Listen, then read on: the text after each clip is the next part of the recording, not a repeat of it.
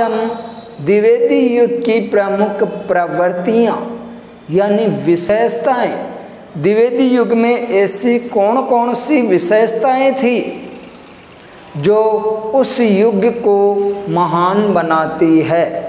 द्विवेदी युग के बारे में अपन ने जाना था कि द्विवेदी युग का नामकरण महावीर प्रसाद द्विवेदी के नाम से हुआ था, क्योंकि इससे पहले अपन ने भारत हिंदू युग के बारे में भारत हिंदू बाबू हरिश्चंद्र के नाम से जाना था। अब हर जगह ये नहीं होता। आगे जैसे द्विवेदी युग के बाद छायावाद आएगा तो सर छायावाद कौन से कवि का नाम नहीं, ये कभी कभार संयोग हो जाता है।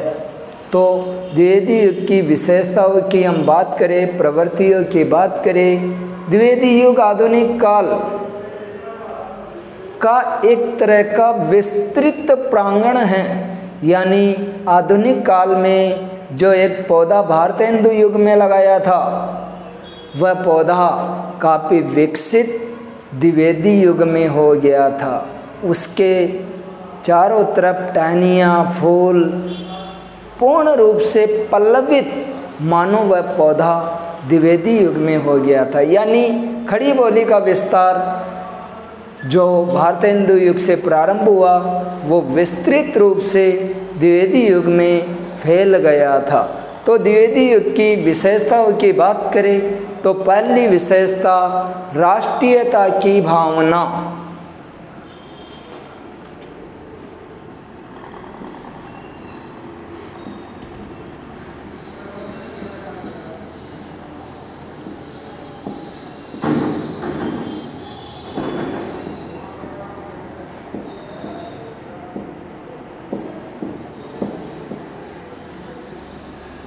यानी अपने को भारत हिंदू युग और द्विवेदी युग में लगभग समान रूप से विशेषता देखने को मिल जाएगी।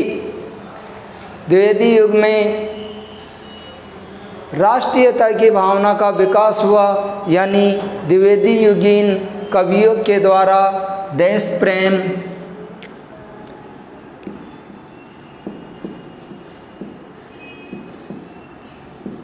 अतीत का गौरव,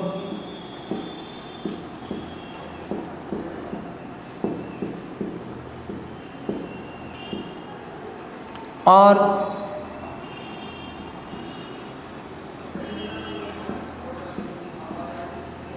प्राचीनता का समावेश,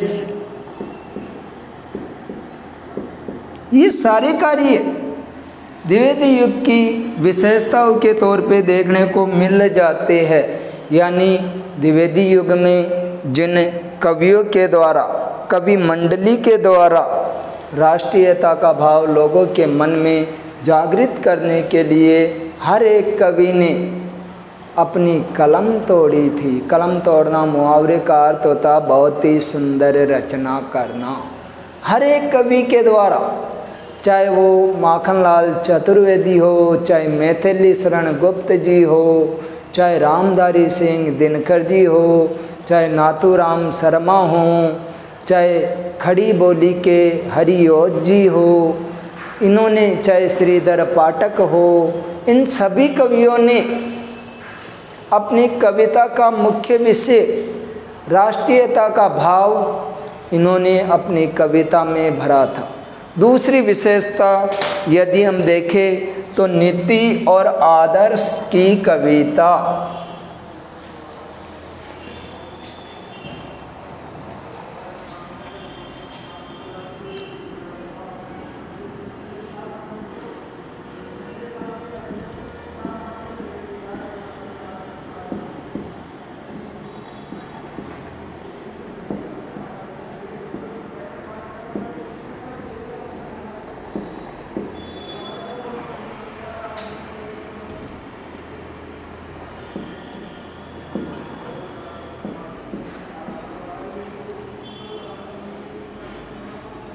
यानी द्विवेदी युग में जो काव्य रचनाएं लिखी गई थी, उन काव्य रचनाओं में नीति और आदर्श, यानी आधुनिक काल से पहले जो रीति काल था, रीति काल में श्रृंगार का बोलबाला था, किंतु आधुनिक काल में श्रृंगारपरक रचनाओं का विरोध किया था, यानी श्रृंगार की रचनाओं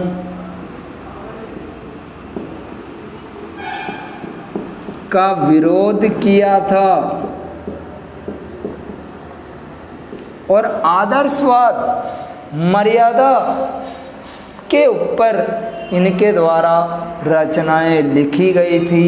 इनकी प्रत्येक कविताओं में अपन देखें, उन कविताओं में हरिऔध की कविता की बात करें, दिनकर की रचनाओं की बात करें, सब में नीति और आदर्श भरा हुआ था। मैथिली शरण गुप्त जी तो इसकी पराकाष्ठा के चरम पे पहुंच गए थे।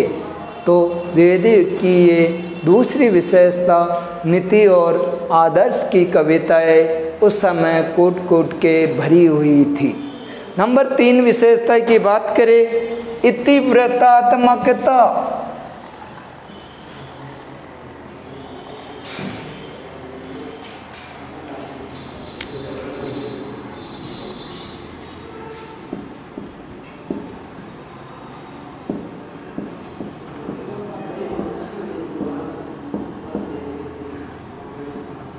इतिवृत्तात्मकता से तात्पर्य प्राचीनता, पौराणिक से है। इस समय खंड काव्य,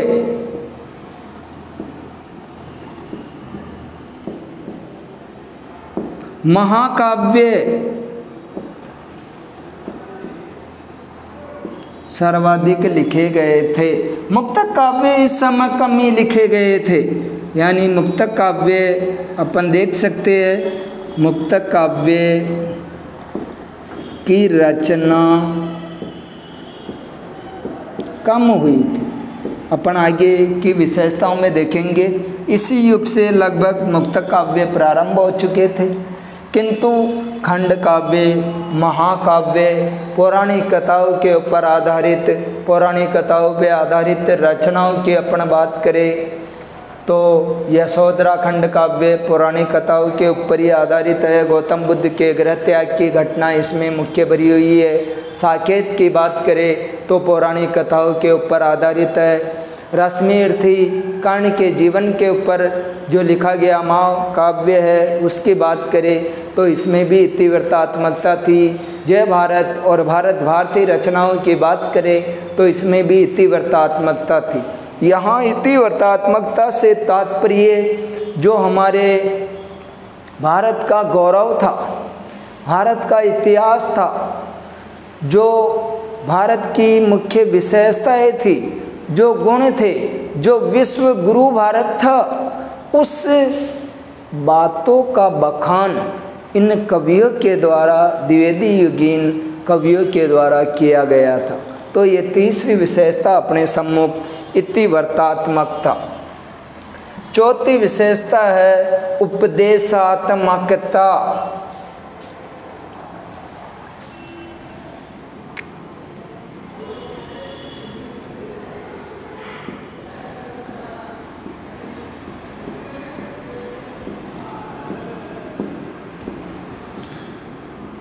यानी द्विवेदी युगीन कवियों ने अपनी काव्य रचनाओं में उपदेश, केवल मनोरंजन नहीं, कवि का कर्म होना चाहिए, उसमें उचित उपदेश का भी मर्म होना चाहिए।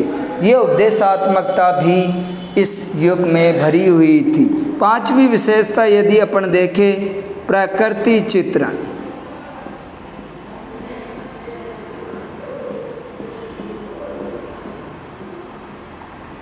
राम नरेश त्रिपाठी की बात करें, प्रकृति के चितेरे कवि यानी छायावाद में तो अपन पंत के बारे में बात करेंगे। पंत को प्रकृति का चितेरा कवि भी कहा जाता है, पंत को प्रकृति का सौम्य रस कवि भी कहा जाता है। तो द्विवेदी युग में अपन देख सकते हैं प्रकृति का आलम्बन और उद्दीपन दोनों ही रूपों में खूब चित्रण किया गया था।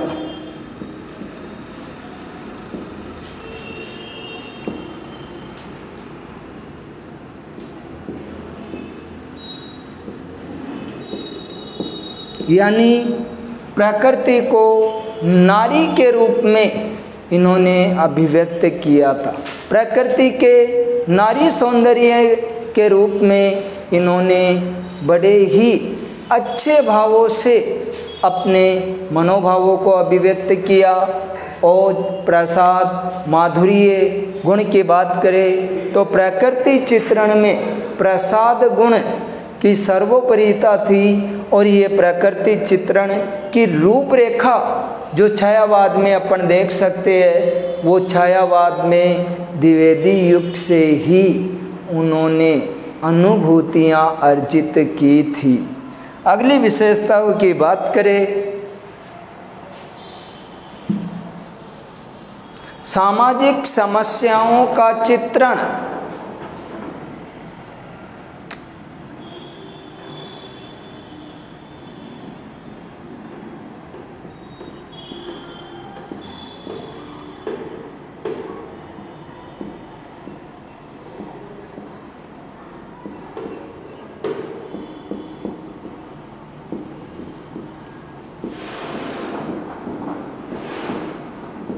यानी द्विवेदी युगीन कवियों ने सामाजिक समस्याओं को लोगों के सामने अभिव्यक्त किया। उस समय समाज में जो सामंती प्रथा थी, छुआछूत का, नारी शिक्षा का जो अभाव लोगों में था, यानी मुख्य रूप से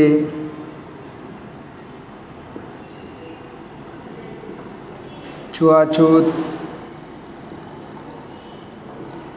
कन्यावध,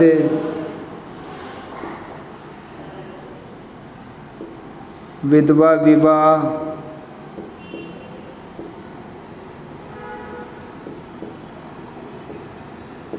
नारी भाव, ये सारी सामाजिक समस्या, इसके साथ साथ जो लोगों में भूख मर्यादी थी, इसका तो खुले रूप में चरित्र चित्रण तो अपन आगे प्रगतिवाद में देख सकते हैं। प्रगतिवादी कवियों ने तो इसका खुले रूप में चित्रण किया था, किंतु यहाँ भी द्विवेदी युग के कवियों ने भी यहाँ इसका खुला चित्रण किया।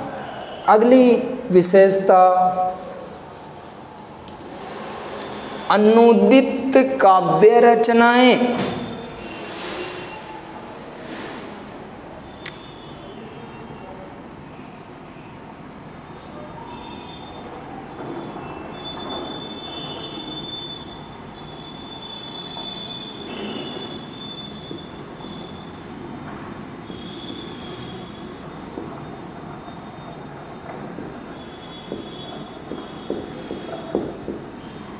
द्विवेदी युग की विशेषताओं में अपन अगली विशेषता अनुदित काव्य रचनाओं की देख सकते हैं। अनुदित काव्य रचनाओं से तात्पर्य इस समय अनुदित और मौलिक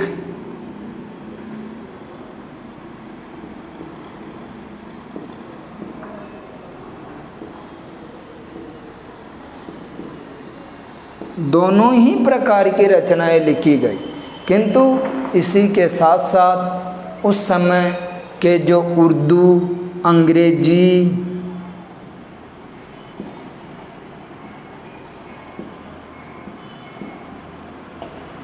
और बांग्ला भाषा की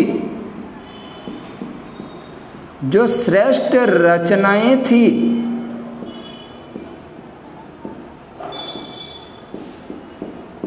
इसमें हम संस्कृत भी जोड़ सकते हैं।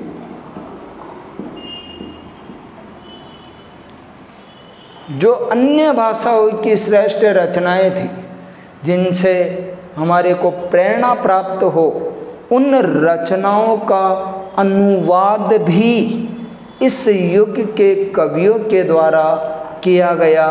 यानी अनुदित काव्य रचनाएं इस समय विविध रूप में, चाहे वो अनुदित हो चाहे मौलिक हो, ये लिखी गई थी। अगली रचना की बात करें हम, काव्य रूपों की विविधता। 8वीं विशेषता,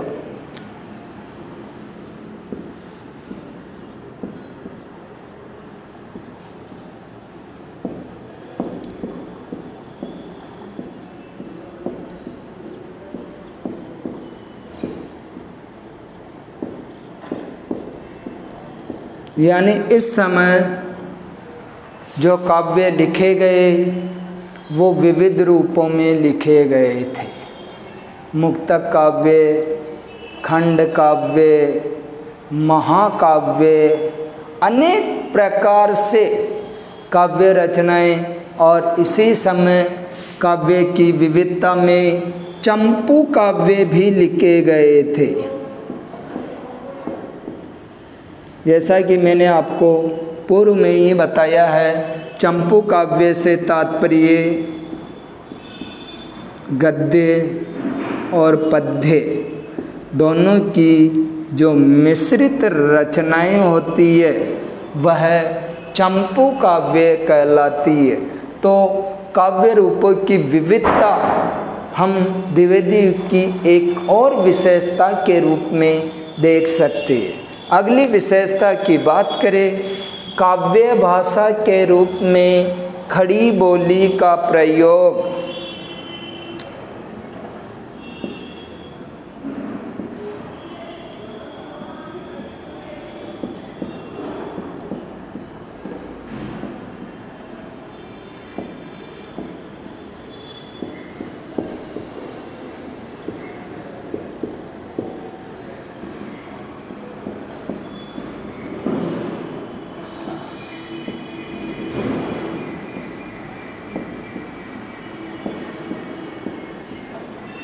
यानी द्विवेदी युग में खड़ी बोली का प्रचार प्रसार काफ़ी होने लग गया था। खड़ी बोली की प्रथम काव्य रचना इसी युग में लिखी गई प्रिय प्रवास महाकाव्य था, जो कि मैंने आपको पूर्व में भी बताया था। ये खड़ी बोली की प्रथम रचना मानी जाती, जबकि खड़ी बोली के प्रथम कवि के रूप में भी मैंने आपको श्रीधर पाठक का नाम बताया था।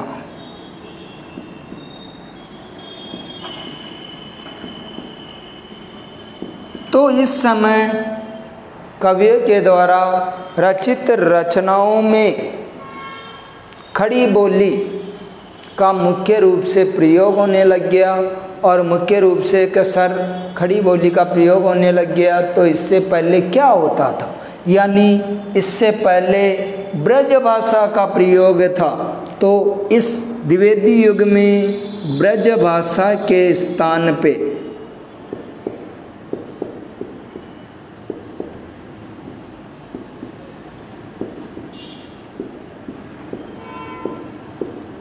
खड़ी बोली का प्रयोग होने लग गया। अगली विशेषता हम और देख सकते हैं, जो नंबर 10 पे आती है, अपने छंदों की विविधता।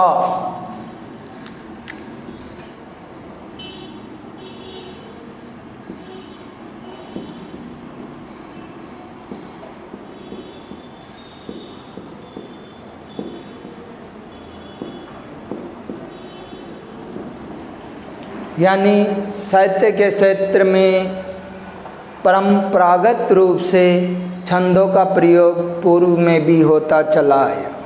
छंद के प्रयोग की बात करें तो रीतिकाल में भी कवि केशव की रचना को छंदों का अजायब घर कहते हैं। यानी द्विवेदी युग में जो छंदों के विविध रूप थे, इनमें हम देख सकते हैं दोहा, चौपाई, सोरठा, इनके साथ साथ गीतिका, हरि गीतिका,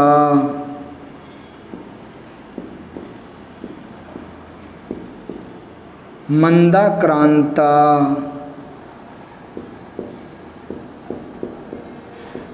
द्रुत विलंबित आदि छंदों का प्रयोग इस समय के कवियों के द्वारा होने लग गया। यानी अपने पाठ्यक्रम में भी इंद्र का गर्भहरण, जो आधुनिक काव्य पुस्तक में पहला ही पाठ है, उसमें मंदाक्रांता छंद का प्रयोग किया गया है। तो अपन 10वीं विशेषता के रूप में छंदों की विविधता ले सकते हैं। अगली विशेषता हम हास्य की प्रधानता लेंगे।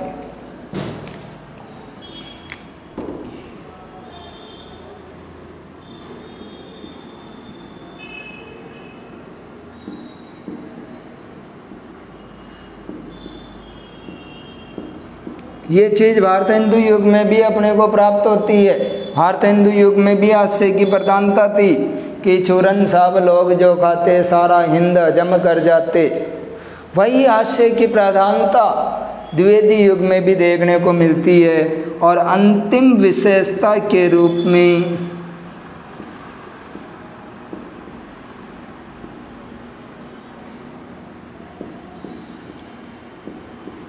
द्विवेदी युग का महत्व, यानी हिंदी साहित्य के क्षेत्र में यदि देखा जाए तो द्विवेदी युग का अपने आप में काफ़ी महत्व है। तो अपन ने देखा द्विवेदी युग की प्रवृत्तियाँ, यानी द्विवेदी युग की प्रवृत्तियाँ कहो या फिर आप द्विवेदी युग की विशेषता भी कह सकते हैं, बात एक ही है।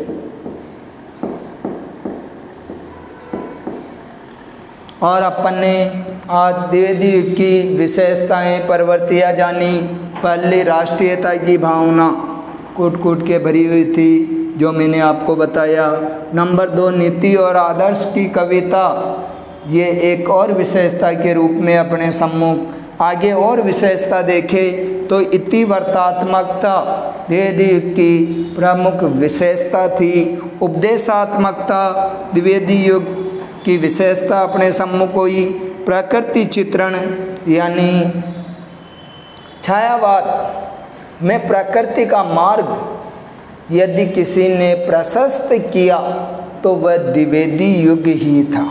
सामाजिक समस्याओं का चित्रण इस समय किया गया, भारत हिंदू युग में भी था, वो यहाँ भी है।